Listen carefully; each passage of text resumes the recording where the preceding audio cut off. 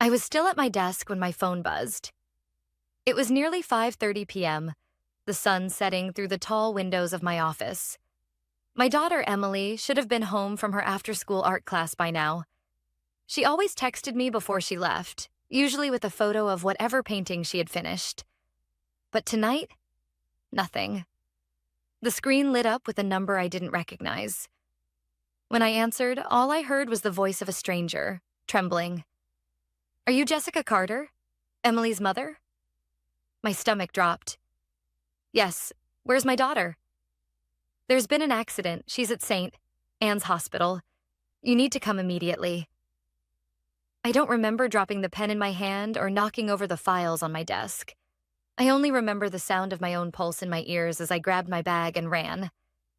By the time I reached the parking garage, my hands were shaking so badly I almost dropped my keys. The 20-minute drive to St. Anne's was a blur of red lights and near collisions. I don't even know how I got there without crashing myself. When I pushed through the sliding doors of the emergency ward, I spotted my sister Claire pacing in the waiting area, tears streaking her face. "They hit her, Jess. Some idiot in a sports car. Emily was crossing at the light and he just..." Claire broke off, covering her mouth. My knees nearly gave way. "Is she alive?" "She's alive," Claire said quickly. "She's in surgery. Broken arm, cracked ribs, a concussion. But she'll make it." For a second, relief flooded me, enough to let me breathe. Then the anger came. Hot, consuming. "Who was driving?" Claire hesitated. "Witnesses said it was a black Maserati. They got the license plate." She lowered her voice. "Jess, it belongs to Kyle Morrison. The CEO's son." I froze. Kyle Morrison, 22 years old. Known around town for his flashy cars, wild parties, and endless scandals that always disappeared within days. And of course, his father, Richard Morrison, the untouchable billionaire who ran Morrison Global. The man who donated millions to campaigns, had judges on speed dial, and controlled half the city like a puppet master. I had crossed paths with Richard Morrison once before at a fundraiser. He was charming on the surface, but the kind of charm that coated venom. And now his son had nearly killed my daughter. A detective in a worn gray suit appeared, introducing himself as Detective Harris. His face told me everything before his words did. "Mrs. Carter, I wanted you to hear this from me. We traced the car. Witnesses saw Kyle Morrison get out and run, but..." He hesitated. "But what?"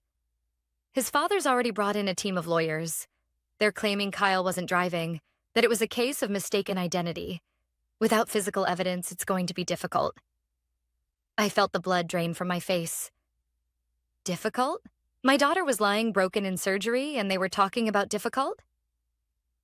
"Detective," I said slowly, carefully, "are you telling me the Morrison family is trying to erase this?" He gave me a tired look. "I'm saying Richard Morrison has influence. He's done this before. Cases vanish, charges dropped, witnesses change their stories." For a moment, the room spun. I gripped the edge of a chair, forcing myself not to collapse. In my career, I had learned how to keep control of my emotions, how to stay composed even when everything inside me was burning. But this was my child. I swallowed hard. "Thank you for being honest with me, Detective." He nodded, apologetic, then walked away. I sat down in the cold hospital chair, staring at the wall. The rage inside me wasn't wild anymore. It was cold, sharp, precise. I had buried a part of myself years ago, choosing a quieter life for Emily's sake. I'd built a career as a corporate consultant, left behind the world I once knew. The world where I had learned how to fight battles most people never saw. But now those instincts stirred again, whispering to me. When the surgeon finally came out and said Emily would pull through, I thanked him, but my mind was already moving elsewhere. Not on healing, but on retribution. I stepped into the corridor, dialed a number I hadn't used in years. When the voice answered, gravelly and cautious, I said, "It's Jessica Carter. I need a favor."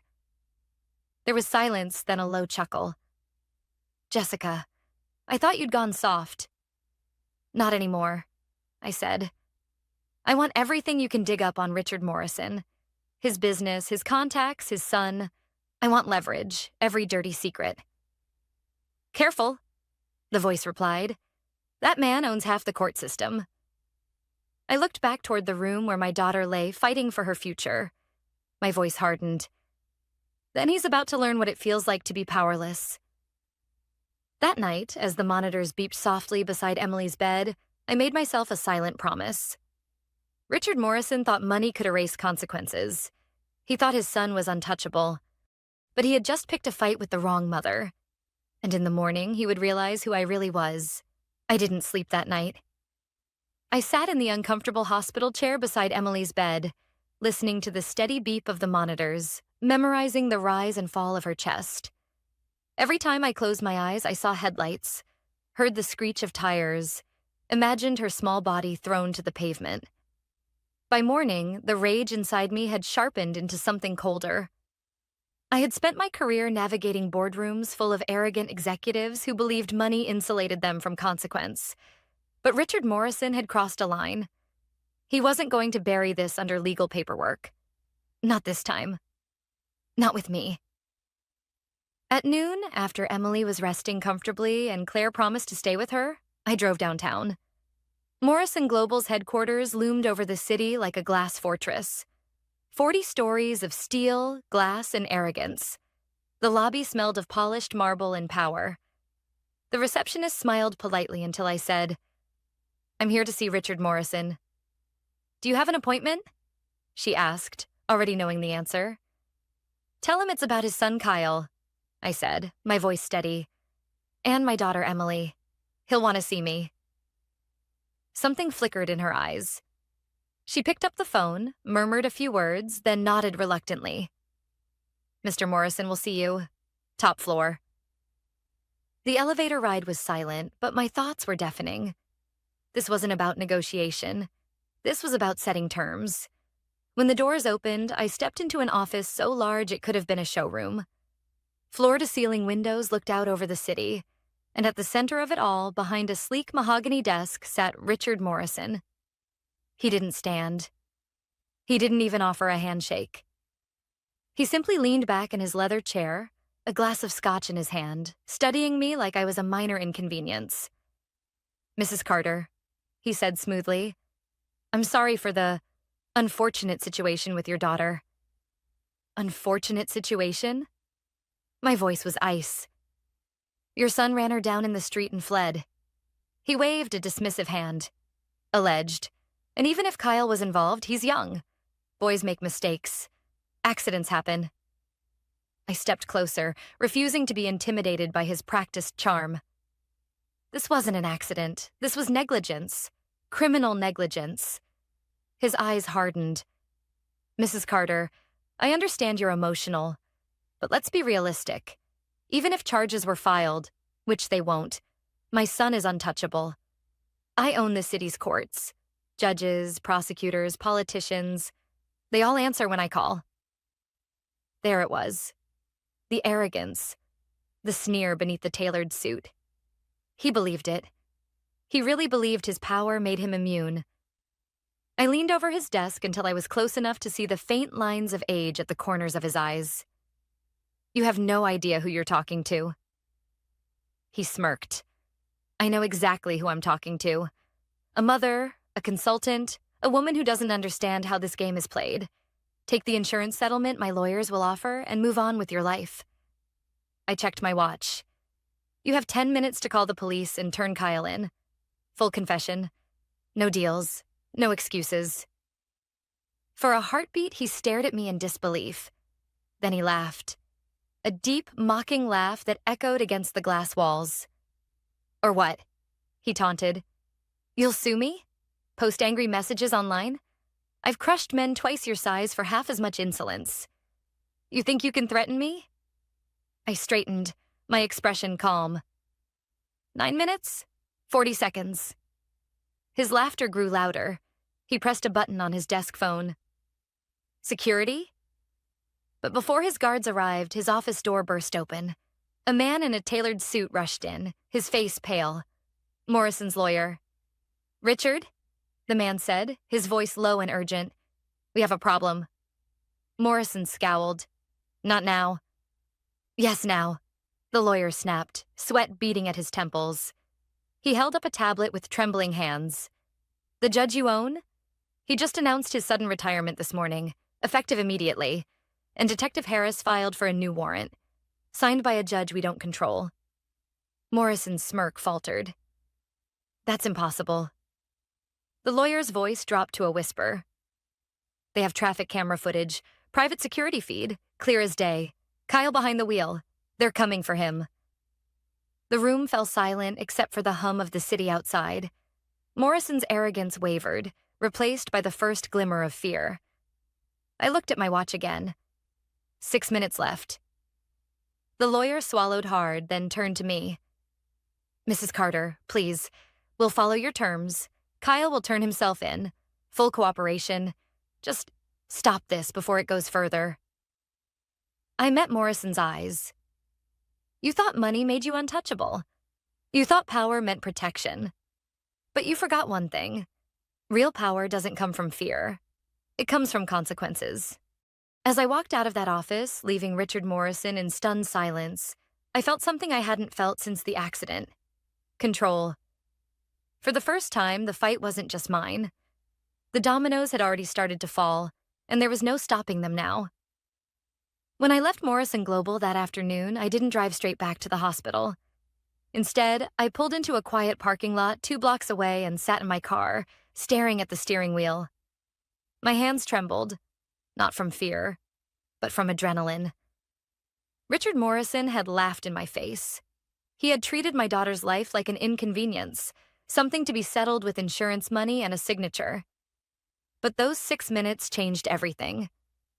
The moment his lawyer burst into that office, pale and panicked, I knew his empire wasn't as invincible as he believed.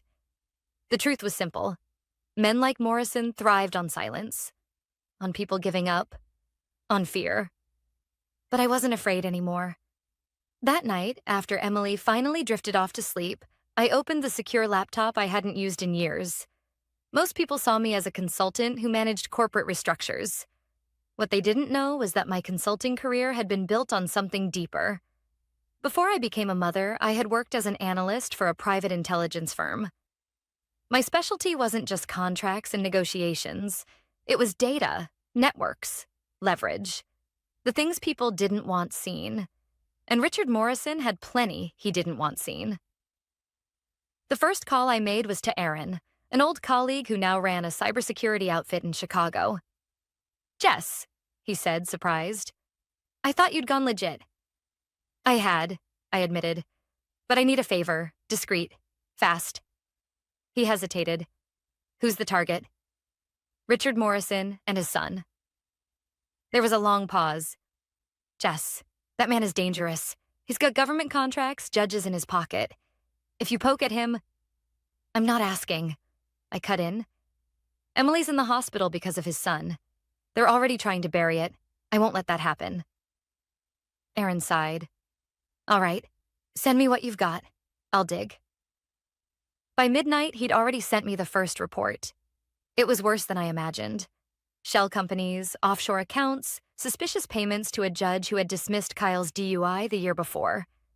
Donations to politicians routed through fake nonprofits. It was a web of corruption, and every thread led back to Morrison.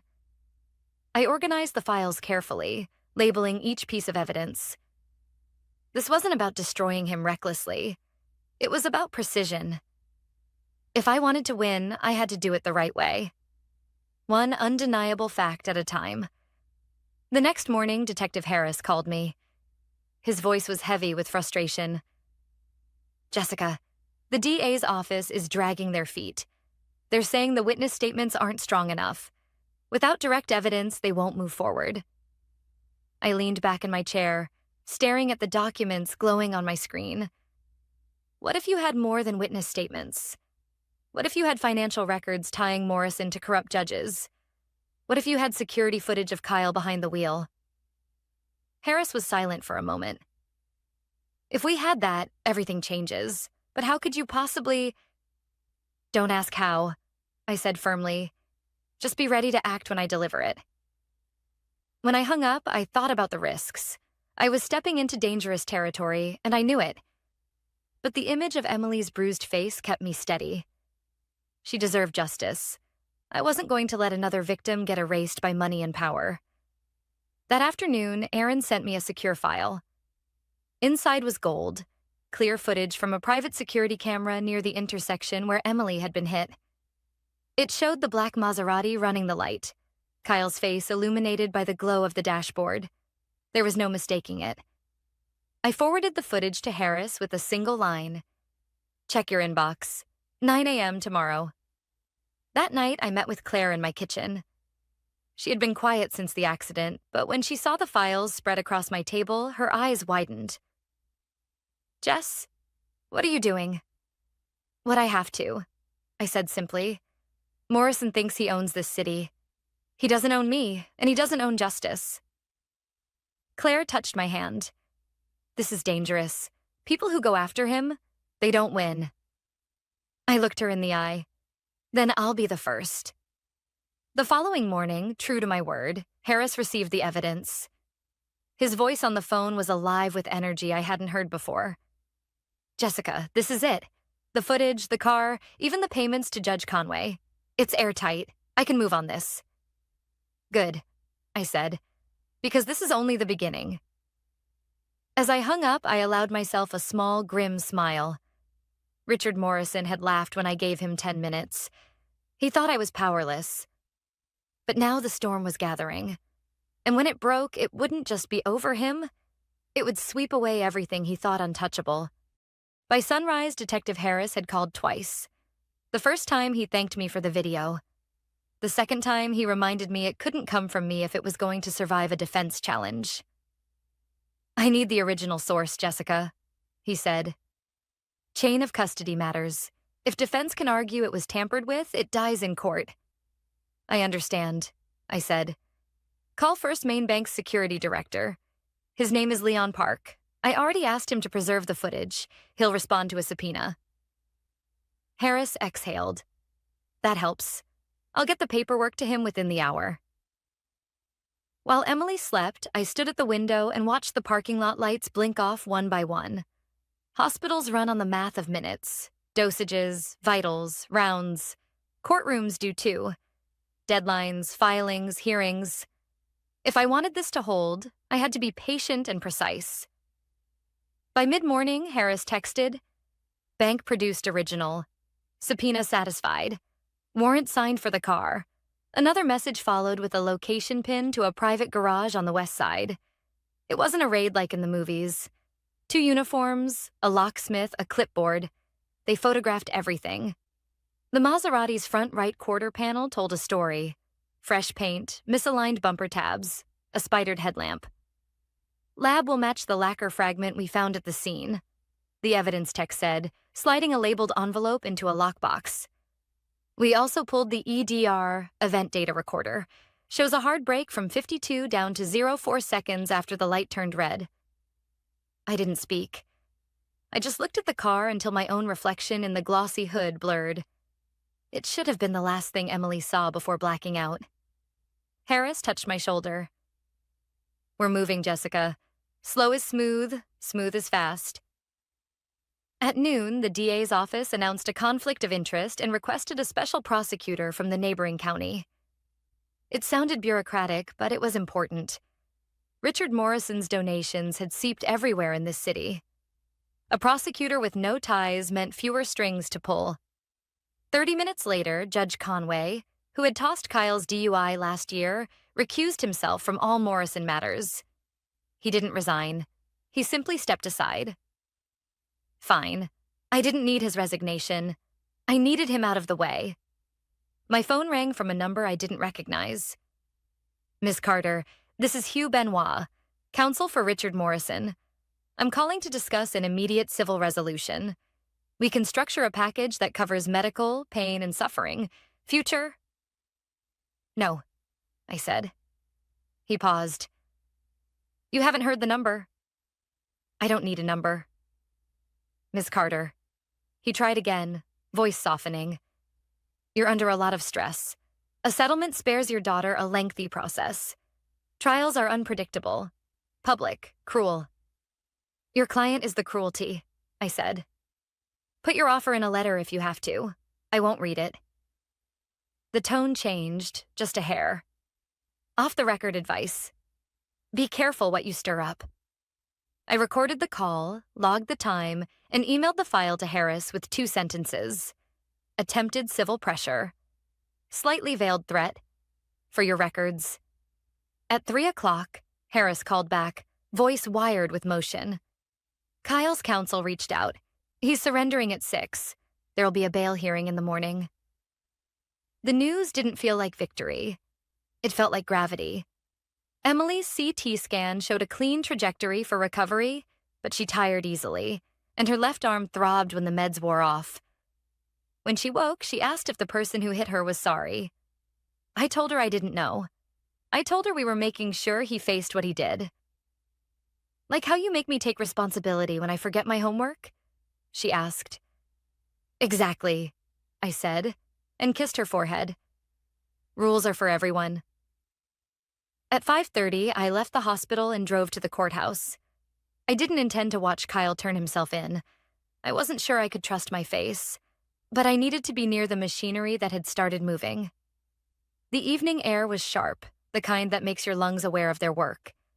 A black SUV pulled up to the Sally Port at 6:07. A young man stepped out in a navy suit and ankle boots too stiff for his posture. For a second, I saw a boy who had never been told no. Then I saw Emily's bracelet on a tray, cut off in the emergency room. I turned away. On my way back to the garage, a shadow detached from a pillar. Richard Morrison. No entourage, no performance lighting. Just a man who hadn't slept and didn't know where to put his hands. You're making a mistake, he said. You think this ends in a courtroom? It ends with 2 ruined families. It ends, I said, with accountability. Your son will have lawyers, a judge, a chance to speak. My daughter didn't get any of those chances in the crosswalk. He glanced past me toward the courthouse doors, and for the first time, his certainty cracked. You've made powerful enemies. I don't need friends, I said. I need facts. I walked to my car and locked the door before my hands started shaking. I waited it out, counted to 30, then drove to a diner a few blocks away. Harris met me in a booth with coffee that tasted like burnt bread. There's more, he said quietly. Body shop manager called us. Says he was asked to accelerate a repair and to keep a separate set of invoices. He brought the messages. We're protecting him and his family. Obstruction? I asked. Maybe. We'll take it one step at a time. That phrase, one step at a time, followed me back to the hospital. Claire had coaxed Emily into eating half a bowl of soup. The room was dim and mercifully ordinary. I washed my hands, sat, and listened to the monitor's patient metronome. I texted Aaron a single word. Thanks. He sent back a thumbs up and nothing else. Good. The less we said, the better. Before midnight, the special prosecutor filed 2 motions. One to preserve all Morrison Global communications related to Kyle for the last 72 hours, and another to prohibit contact with witnesses, including me. I read them on my phone in the blue hospital light and felt a kind of relief that has no celebration in it. Only breath. I wasn't winning. I was simply keeping the process intact long enough for it to do its job. When Emily stirred, I took her hand. She blinked at me, sleepy and stubborn. Am I still brave, Mom? You're the bravest person I know, I said. And tomorrow we keep going. She closed her eyes. The room settled. Somewhere across town, a young man sat in a holding cell.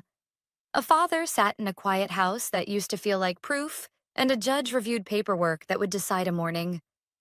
Slow is smooth. Smooth is fast. We were finally moving at the speed that matters. The bail hearing was the first time I saw Kyle without tinted windows or headlines. He looked smaller than I expected, pale under courtroom fluorescence, fingers worrying his cuff. Claire squeezed my hand. The special prosecutor laid out the basics. The bank video, the car's data recorder, The body shop messages. No theatrics, just facts. Kyle's attorney didn't fight the evidence. He asked for release with conditions. Judge Alvarez kept it measured. Serious injury to a child, flight from the scene, efforts to conceal. Bail is granted with strict conditions: surrender passport, GPS monitoring, no driving, no contact with witnesses. She looked at Kyle. Any violation and you will be remanded. He nodded, eyes on the table. At the hospital, Emily was propped on pillows, tracing a bookmark. Did the judge say he has to apologize? She asked. Not yet, I said. Court is slow. It's supposed to be. Weeks passed in small, useful markers. Lighter jackets, longer evenings, Emily laughing without wincing. I worked part-time while the kettle whistled. The lab matched the paint. The EDR report was finalized. The body shop manager's messages were authenticated. A grand jury indicted for felony hit and run causing serious injury. Richard Morrison stayed mostly off stage. His lawyers faced microphones. A business journal said the board was reviewing governance. A month later, he stepped down to focus on family. Not handcuffs, but a consequence. The kind he'd said would never reach his side of town. In August, the prosecutor called. We're discussing a plea, she said. Guilty to the felony, will recommend 3 years, 18 months in custody, the balance suspended, 5 years probation, restitution, license revocation, and community service speaking to new drivers. You have the right to be heard. Will he admit what he did? I asked. Yes, on the record. What about his father? Separate matter, she said. We're still evaluating obstruction. The plea hearing was quiet. Kyle stood, voice shaking, and said, Guilty. He described the light turning yellow, pressing the accelerator, the thud, the panic, the running. He said my daughter's name. He said he was sorry. I don't know if it would mean anything to Emily, but I needed to hear it. The judge accepted the plea and set sentencing for October. I wrote my statement until the words felt like bone. On the day, I kept my voice even.